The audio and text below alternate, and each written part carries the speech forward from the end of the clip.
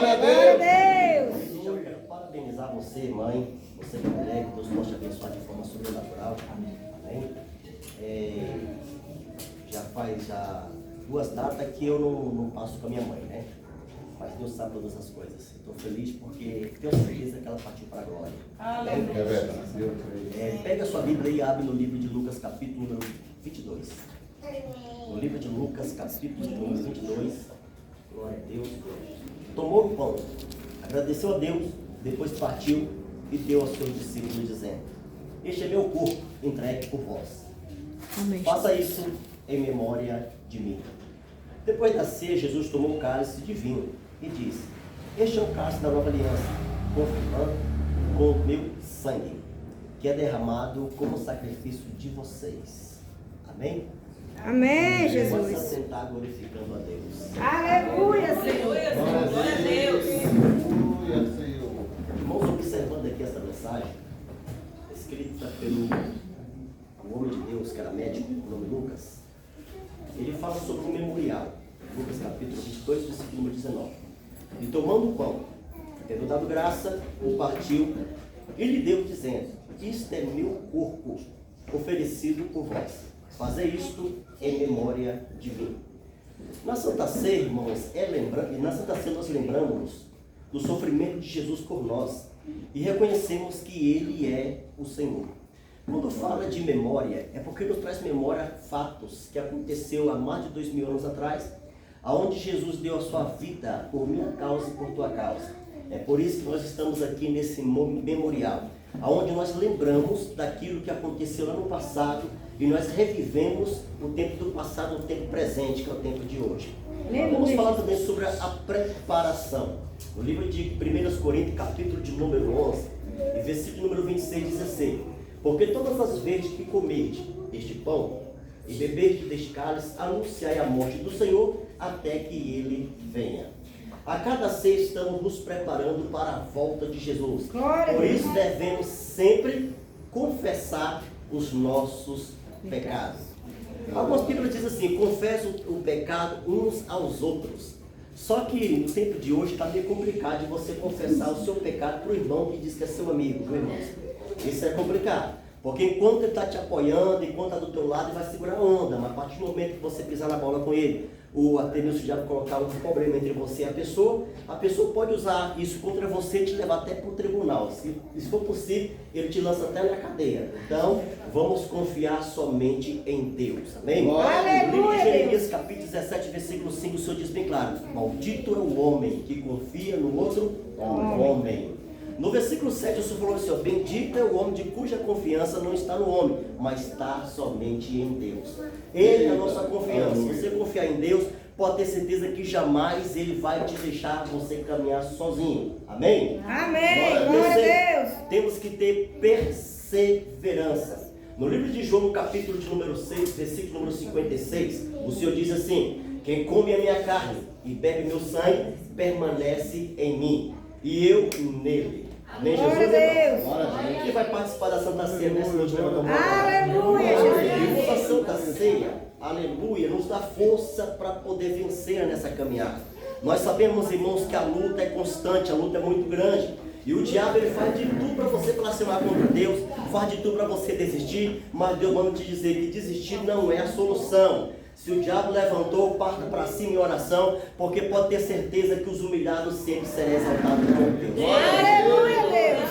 Deus, Ele é bom e Ele é fiel. E Ele nunca esqueceu dos projetos que Ele tem na minha vida e também na tua vida. Aleluia, Os planos de Jesus. Deus para a sua vida é muito grande. Amém. Vamos falar também sobre comunhão. No livro de Atos, capítulo 2, versículo 42, o Senhor diz assim: e perseveraram na doutrina dos apóstolos e na comunhão, no partir do pão e nas orações. Partimos o mesmo pão com o mesmo símbolo de comunhão com os irmãos. Irmão, para a gente participar da grande Santa Ceia, o primeiro passo, você tem que ter comunhão com o seu irmão. Se você não tiver comunhão com o seu irmão, você não está preparado para participar da grande Santa Ceia. A Bíblia diz assim, ó: há muitos que morreram e muitos que estão doentes, porque participaram da grande Santa Ceia indignamente. Quando fala indignamente, porque ele está sendo culpado da morte de Jesus por ele participar da grande Santa Ceia sem estar preparado. É por isso, irmão, que quando nós participamos da Santa Ceia, nós passamos por um preparamento espiritual e emocional também. Porque nós sabemos, irmão, que qualquer erro que a gente praticamos, se a gente não confessar perante Deus os nossos pecados e se humilhar perante Ele, pode ser que você seja retalhado mais tarde também. Amém? É por isso que o Senhor falou bem claro sobre comunhão. Quem está em comunhão com o seu irmão, levanta a mão para adorar aí. Aleluia, Deus. Então continua nesta comunhão, irmãos. Porque eu já vi muitas pessoas que às vezes são saudáveis, mas às vezes praticam coisas que Deus não agrada e acaba participando da Santa Ceia. De repente vem a morte espiritual, depois vem a morte física, porque ele será culpado do sangue inocente de Jesus Cristo. Irmãos, e hoje, nesta noite, nós iremos renovar a nossa aliança. Nós sabemos que todas as vezes que a gente vai participar da grande Santa Ceia, temos que renovar a nossa aliança. No livro de Lucas, capítulo de número 22, e versículo de número 20, o Senhor falou assim: semelhantemente tomou o cálice depois da ceia, dizendo: este cálice do Novo Testamento e da aliança do Senhor Jesus foi derramado por minha causa e também por tua causa. Aleluia. É por isso que nós sempre renovamos a nossa aliança perante Deus, para que possamos ser honrados perante o Criador. Nós sabemos, irmãos, que muitos fatos aconteceram na vida de Jesus. Notamos que cada um dos profetas de Deus, ou aqueles que vieram lá no passado, nós temos um pouquinho da história de alguém. Tem pessoas aqui que passam a mesma luta que Paulo passou. Tem pessoas que passam a mesma luta que Jeremias passou. Tem pessoas que passam a luta de Jó, irmãos. A Bíblia diz que eles venceram. E se eles venceram, nós também seremos vencedores. Aleluia, Deus. A Bíblia diz, irmão, que tudo aconteceu na vida de Jesus para que o nome dele seja glorificado. Aconteceu para a gente sempre trazer na memória aquilo que aconteceu lá no passado. Vamos imaginar um homem que nascido de mulher, um homem que não errou, jamais ele errou na sua caminhada, um homem que sempre foi correto, um homem que tinha sempre caráter, ele foi perseguido e humilhado. Agora imagina nós que somos pecadores, irmãos. Todas as vezes o diabo vai levantar alguém para tentar contra você, para te caluniar, mas uma coisa eu quero te dizer, que antes de você ser caluniado, Jesus foi caluniado sendo inocente. Aleluia! Se você está sendo perseguido, suporta o processo, porque depois dessa luta, você vai obter a sua vitória. Glória a Deus. Aleluia! A Bíblia diz, irmãos, aleluia, que o profeta Isaías falou bem claro, irmãos, que este homem aqui chamado Jesus, ele não tinha formosura. Notamos que quando você chega em algum lugar, você vê um quadro de um homem bem cabeludo, né, os olhos bem azul, e coloca lá um ator, né, de novela ali, e o povo diz ali é Jesus. É bom o povo pensar dessa forma, mas a Bíblia diz que ele não tinha formosura nenhuma. Amém, Jesus, irmão? Não tinha formosura. E a Bíblia diz, irmãos, olha só, quando Isaías profetizou este fato que ia acontecer lá no futuro, foi 2.700 anos antes de Jesus vir à terra. O homem profetizou muitos anos atrás aquilo que iria acontecer. Notamos, irmãos, que 3.000 anos atrás Deus usou um profeta chamado Zacarias também, do Filho de Deus que ia ser traído por 30 moedas de prata. Ele enxergou o futuro, o povo não acreditou, mas o futuro se cumpriu. Jesus veio, aleluia, deu a vida por minha causa e também por tua causa. Glória a Deus. Vamos analisar, irmãos, entre Gênesis até Malaquias. Quando chega em Malaquias, a Bíblia diz que houve um tempo de silêncio na Bíblia, irmãos. Um tempo de silêncio total, aonde o povo não profetizava, onde o povo não falava do amor de Deus, aonde o povo, aleluia, seguia a sua própria doutrina. O povo adorava o bode, adorava o boi, adorava a vaca, adorava, irmãos, o bezerro, mas não adorava Deus. Foi quando Deus preparou um remanescente, um povo lavado e remido no sangue do Cordeiro, para trazer as boas novas àqueles que viriam lá no futuro. E nós somos descendência deste povo, irmãos, porque no passado eles anunciaram, agora no presente, quem está anunciando é eu e você, que crê nisso. Nesse tempo de silêncio na Bíblia, Deus estava trabalhando de forma sobrenatural. O Senhor não veio para abolir a lei, mas Ele veio fazer que a lei seja cumprida. Dá glória a Deus aí. Glória a Deus. A Bíblia revela, irmãos, que Jesus, a história do Senhor foi uma história de muita perseguição. Vamos imaginar, Jesus aos 30 anos de idade, de repente ele começa a executar o seu próprio ministério. Quando ele começou a ministrar, a primeira pregação dele, irmãos, foi em Cafarnaum, em uma sinagoga. Vamos imaginar, irmão, quando ele entra na sinagoga, para completar os membros dessa sinagoga, era o pai dele, a mãe dele, os vizinhos dele, tudo fazia parte dessa sinagoga. Quando Jesus começou a falar do amor de Deus, do amor que ele tinha para com o povo começou a criticar, dizendo: ali não é o filho de José, ele não é o filho de Maria, José é aquele carpinteiro, e começaram a julgar ele pelo modo de vida de Jesus. Eles julgaram Jesus, o povo não aceitaram a mensagem do Senhor, mas mesmo assim a mensagem foi pregada. O Senhor fala bem claro comigo e com você, não é em todo lugar que o povo vai te aceitar não, irmãos. Tem lugar que o povo te abraça, tem lugar que o povo vira as costas para você, tem lugar que o povo te elogia, mas tem lugar que o povo fala mal de você. Mas o mais importante é que o nome do Senhor seja glorificado. Paulo falou bem claro em Filipenses capítulo 2, versículo 18. O mais importante é que o nome do Senhor seja anunciado. Não importa se está em pé, se está deitado. O mais importante é que você anuncia as boas novas do Senhor Jesus.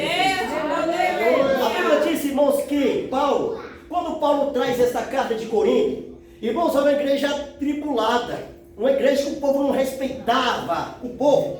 Era uma contenda terrível no meio da população. A Bíblia revela, irmãos, que quando Paulo, aleluia, funda aquela igreja da cidade de Corinto, a Bíblia diz, irmãos, que havia vários preletores pregando naquela igreja, só que havia uma contenda muito grande. Aí o povo pergunta: apóstolo, como é que essa igreja cresceu, sendo que havia contenda? Irmãos, a igreja pode haver contenda, pode haver bagunça. O que fecha igreja não é contenda nem bagunça não, o que fecha igreja é pecado. Aleluia, glória a Deus.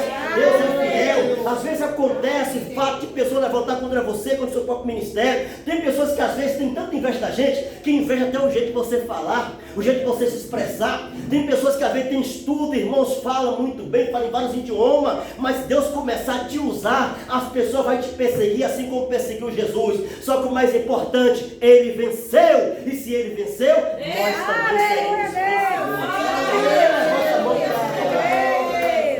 A Bíblia diz, irmãos, que Jesus com 31 anos de idade, vamos imaginar Jesus pregando, falando do amor de Deus. De repente a sogra de Pedro estava acamada, estava com febre, a febre era tão alta que eu creio que muitos médicos foram lá, não puderam resolver o problema daquela mulher. Pedro roga a Jesus, Jesus passa na casa de Pedro para hospedar na casa de Pedro. Quando Jesus passou na casa de Pedro, a sogra de Pedro estava acamada. Jesus deu uma ordem só, quando ele deu uma ordem, na mesma hora ela foi curada para a glória de Deus.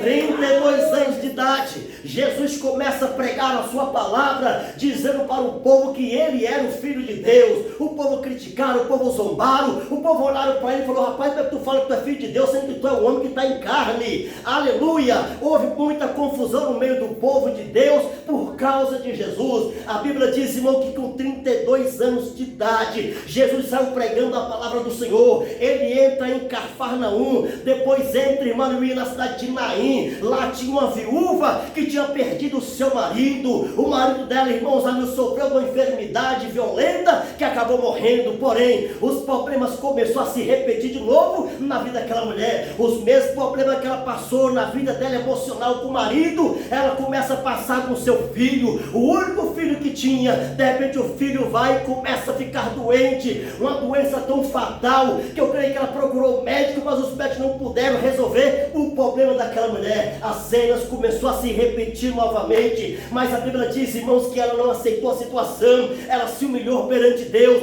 Jesus estava em Cafarnaum, Jesus recebe a mensagem de entrar na cidade de Naim para ressuscitar uma pessoa. Quando Jesus chega na cidade, uma Bíblia diz, aleluia, que aquela mulher estava indo já para o cemitério. Quando chega nos portões da cidade de Naim, Jesus se aproxima. Quando Jesus se aproxima, Jesus olha para aquela mulher e diz: mulher, por que tu choras, mulher? E ela começou a chorar. O povo começou a questionar, dizendo: mas que homem é esse que fala uma coisa dessa para essa mulher? Sabe que ele não vê, não sabe que ela está passando esse luto? Mas mas a Bíblia diz que o Senhor tocou no esquife, no caixão. Quando o Senhor tocou no esquife, no caixão, o morto se levantou na hora.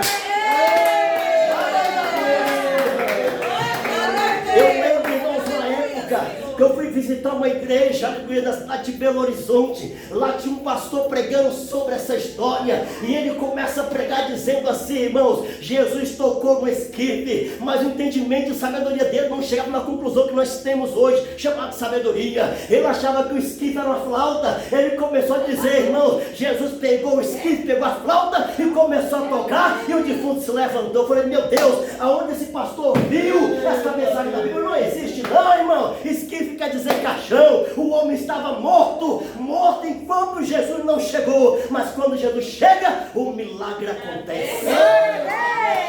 Aleluia! Isso com 32 anos de idade, 33 anos de idade, irmão, as coisas começam a acontecer. Jesus começa a ficar sendo decepcionado. Vamos imaginar Jesus, aleluia, levanta 12 discípulos, 12 pessoas que ele podia acreditar, que ele poderia prestar confiança. Só que no meio dos 12 havia um demônio. O demônio, irmão, entrou no coração de Judas Iscariote e levou Judas Iscariote a trair Jesus. Vamos imaginar, irmãos, como começou a traição na vida de Jesus. A Bíblia diz que o Senhor chega numa aldeia, o Senhor começa a pregar, levanta várias pessoas para poder congregar naquela aldeia. A Bíblia diz, irmãos, que Jesus começa a nomear os discípulos. Jesus chama Judas Iscariote de Judas: a partir de hoje você vai ser o tesoureiro da casa do meu pai. Você sendo um tesoureiro, você vai participar, aleluia, ali com a salva, pegando dinheiro no meio do povo. O povo vai ofertar e dizimar. A partir do momento que o povo ofertar e dizimar, esse dinheiro vai ser para os pobre. A Bíblia diz, irmão, que o povo ouvindo aquilo, o povo começou a dizimar e começou a ofertar. Só que Judas Iscariote estava com um demônio tão forte no coração dele, tão dominado pela coisa maligna, que o primeiro passo que deu brecha para o diabo entrar é porque ele enfiava a mão na bolsa e roubava aquilo que não era dele. Meu Deus. Foi a brecha, irmãos, que o diabo encontrou em Judas Iscariote. Para você que não sabe, diz a história que Judas Iscariote falava 3 idiomas. Judas Iscariote estudou com Paulo também, irmãos. Judas Iscariote era um cara bem estudado. Porém, a família de Judas Iscariote acreditava muito no Messias. Dizia que o Messias ia vir. Só que Judas acreditava assim: quando o Messias vir, ele vai construir um reino para ele mesmo, vai sentar ali e vai reinar toda Roma. Quando ele reinar toda Roma e os inimigos virem contra ele, ele vai pegar a espada, lança e vai lutar e guerrear contra ele. Só que Jesus veio totalmente diferente daquilo que ele esperava. Jesus veio pregando amor, Jesus veio pregando santidade, obediência. Judas começou a reparar Jesus. E para completar, irmão, sempre a confusão não vem de longe não, a confusão vem de perto. A Bíblia diz, irmão, que Judas Iscariote, além de receber um cargo eclesiástico, porque também era apóstolo, a Bíblia revela, irmãos, que Judas Iscariote recebeu também os dons do Espírito Santo. Dom não salva ninguém. Não adianta você orar por revelação, orar por cura. Não adianta você ter o dom ministrar da palavra de Deus se você não obedece. Porque obedecer é melhor do que sacrificar. 33 anos de idade. A Bíblia revela, irmãos, que Jesus, quando era chegado o momento, a Bíblia diz que o Senhor, ele monta numa jumentinha e começa, irmãos, a cavalgar ali na cidade, irmãos. A Bíblia diz, irmão, que quando ele cavalgava ali em cima da jumentinha, o povo começou a gritar: Hosana, Hosana nas alturas, Hosana nosso rei, esse vem em nome do Senhor dos Exércitos. O povo que aplaudiu Jesus, o povo que elogiou Jesus, foi o mesmo povo que virou as costas para ele. Irmãos, pode ter certeza que nós também temos um pedacinho da história de Jesus. Há muitas pessoas que levantam contra nós, pessoas que levantam o calcanhar contra nós, é pessoas às vezes do nosso meio, pessoas que você conversa, pessoas que você acredita, de repente vem a decepção. Mas eu louvo a Deus, irmão, o seguinte, que o homem é capaz de muita coisa, mas Jesus tem capacidade de te dar livramento e te dar vitória.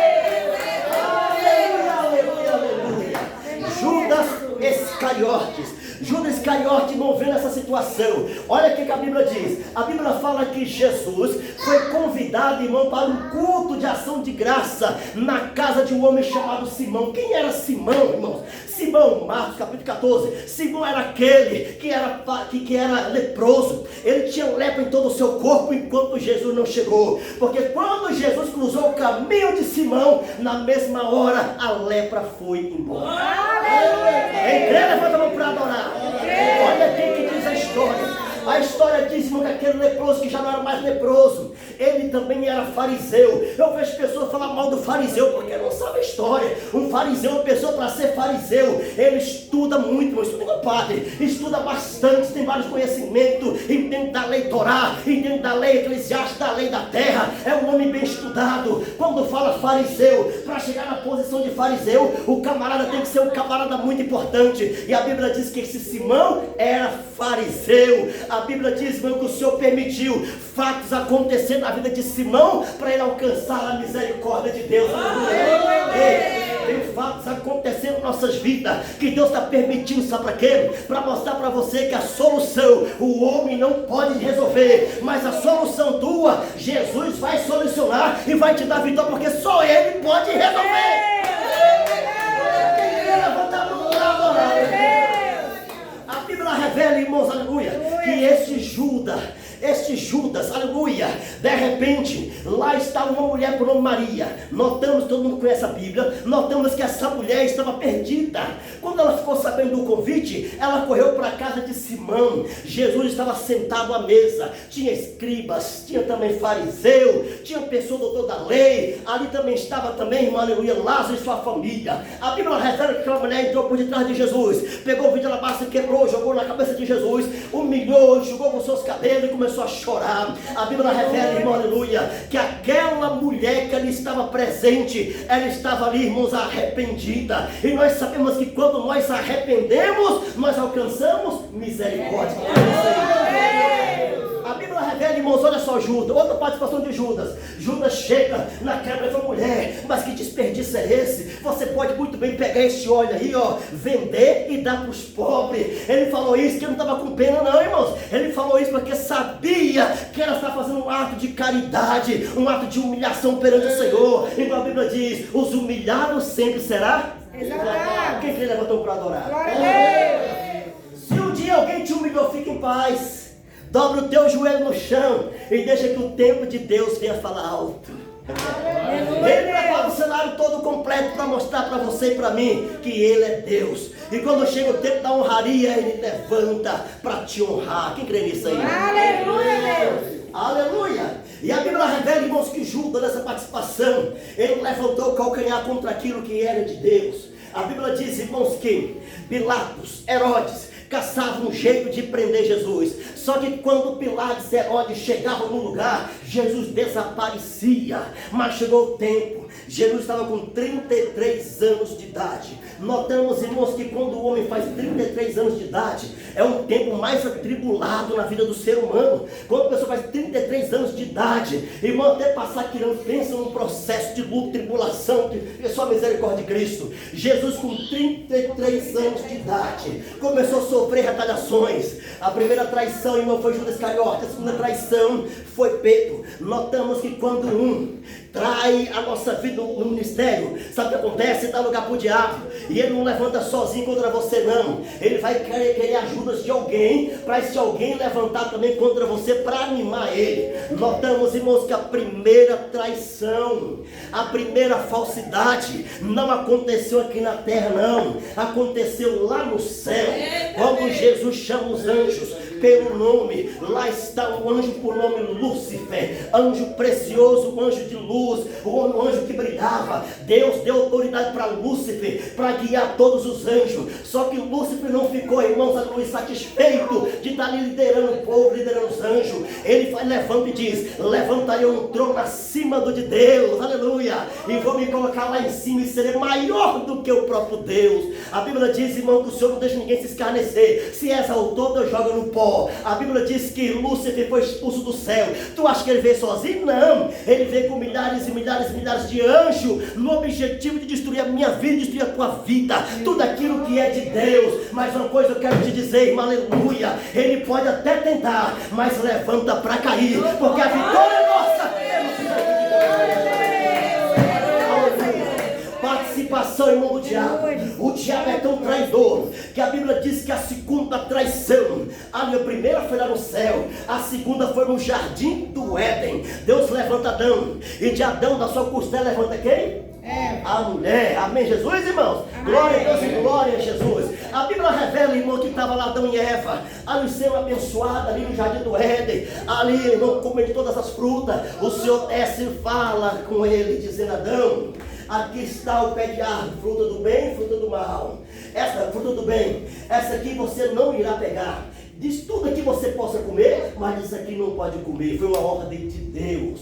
É um fruto proibido. Olha para mim, irmão. Nós sabemos que tudo aquilo que é proibido traz curiosidade na vida das pessoas. Amém, Jesus? Amém. Olha só, missionária. A Bíblia revela, irmãos, que Adão estava lá, irmãos, aleluia, tranquilo. Só que Eva sentiu-se atentado pela fruta proibida. Eva passava e desejava fruta. Irmãos, o desejo tão maligno, mas tão maligno, que levou a Eva a ter fraqueza emocional. Eita, Jesus! É onde o diabo entra. Cuidado com essa fraqueza emocional. O diabo entra para tentar te destruir.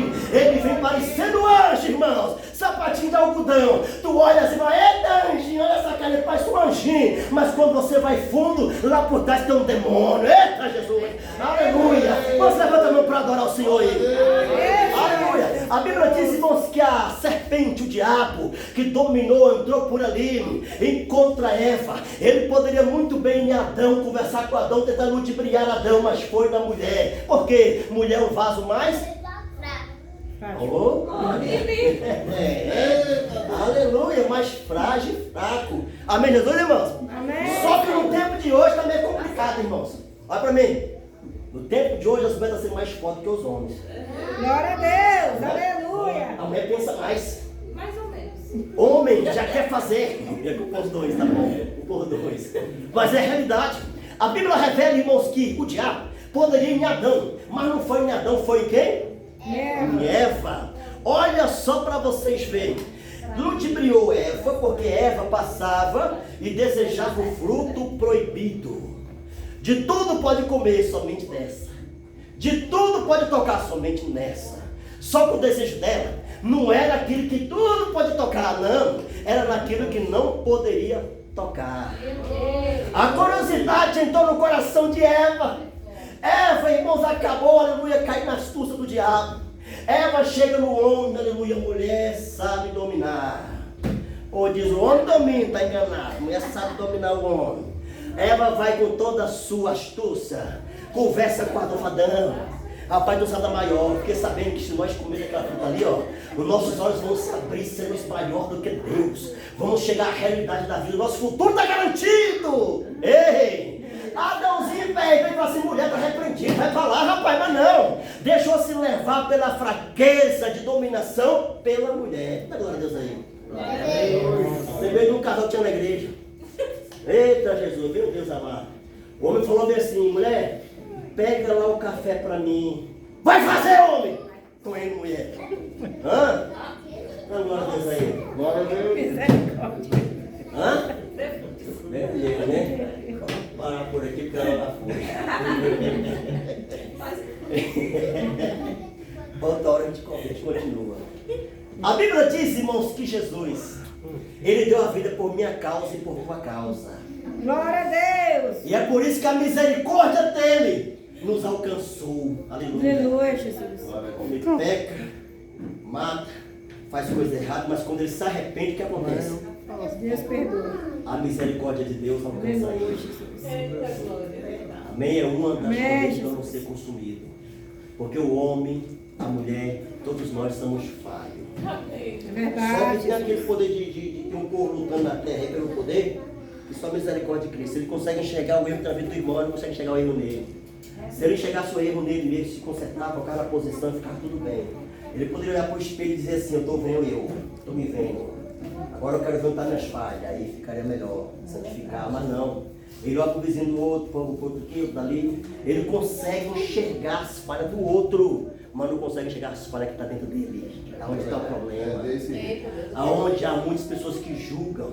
Muitas pessoas que criticam, falam mal, por quê? Aleluia. Ele não preocupa com a vida dele, não. Ele preocupa com a vida do vizinho, com a vida da vizinha, assim vai. Ele prefere ver o mal que está na vida de alguém do que ver o mal que está na vida dele. Se a partir do momento que começar a preocupar com a vida dele, pode ter certeza que nós teremos um mundo totalmente diferente. Aleluia, Ficamos Deus. de pé em nome de Jesus. Verdade, Jesus.